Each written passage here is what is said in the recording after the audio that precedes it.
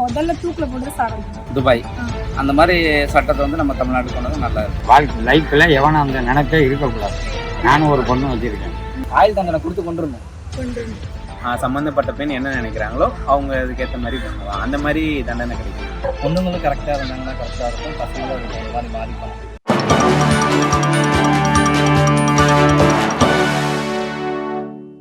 தி news today India நேயர்களுக்கு வணக்கம். இன்னைக்கு நம்ம சேனல்ல என்ன டாபிக் பார்க்க போறோம் அப்படின்னா, பெண்களுக்கு நிறைய செக்ஷுவல் ஹராஸ்மெண்ட்ஸ் நடந்துட்டு இருக்கு. இந்த மாதிரி பண்றவங்களுக்கு என்ன தண்டனை கொடுக்கலாம் அப்படிங்கிறத வாங்க மக்கள்கிட்டே கேட்கலாம். முதல்ல தூக்கில் போட்டு சாகணும்.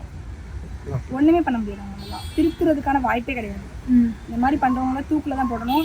அவங்களுக்கு சாவு தான் ஃபர்ஸ்ட் தண்டனை, வேற எதுவுமே பண்ண முடியாது. அவங்க வந்துட்டு துபாய் அந்த மாதிரி சட்டத்தை வந்து நம்ம தமிழ்நாட்டுக்கு கொண்டது நல்லா இருக்கு. என்ன சட்டம் கொஞ்சம் அதை பற்றி கரெக்டாக தெரில. ஆனால் தூக்கு இந்த மாதிரி இருக்கும். ஆனால் குழந்தைங்க வந்து பெண்கள் வந்து முழு சுதந்திரமாக நடக்கிறதுனா நம்மளை எல்லாத்தையுமே நம்ம குடும்பமாக நினச்சி வராங்க. அதை நம்ம பாதுகாத்து நல்லா இருக்கு. எந்த மாதிரி கொஞ்சம் எக்ஸ்பிளைன் பண்ண முடியுமா? அந்த மாதிரி தான்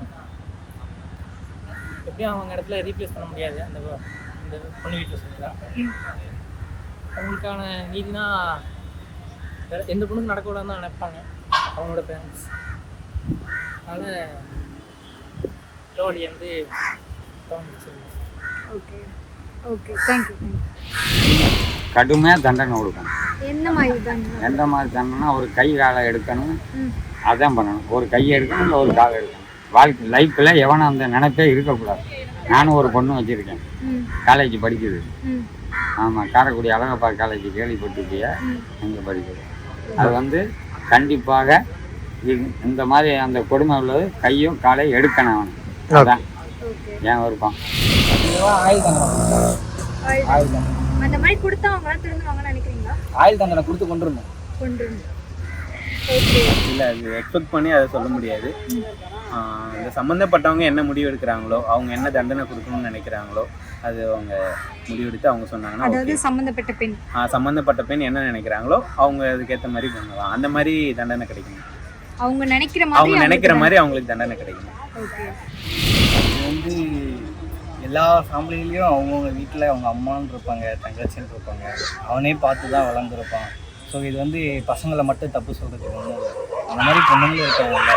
ஸோ அவங்களும் பொண்ணுங்களும் கரெக்டாக இருந்தாங்கன்னா கரெக்டாக இருக்கும். பசங்களும் அதுக்கு தகுந்த மாதிரி மாறிப்பாங்க. பொண்ணுங்களும் அதுக்கு தகுந்த மாதிரி இருக்கிறதால தான் பசங்க இப்படி பண்ணுறாங்களோ அப்படின்னு தோணுது. தேங்க்யூ ஸோ மச் ஃபார் வாட்சிங் அவர் வீடியோ. இன்னும் இந்த மாதிரி பல சுவாரஸ்யமான கண்டென்ட்ஸோட நாங்கள் நெக்ஸ்ட் வீடியோவில் வந்து உங்களை சந்திக்கிறோம். இன்னும் உங்களுக்கு இந்த மாதிரி நிறைய கொஷின்ஸ் வந்து மக்கள்கிட்ட கேட்கணும் அப்படின்னு ஏதாவது தோணுச்சுன்னா மறக்காமல் கமெண்ட் பாக்ஸில் கமெண்ட் பண்ணிடுங்க. உங்களிடமிருந்து விடைபெறுவது உங்கள் Vijay சிரேன் along with cameraman Vinod.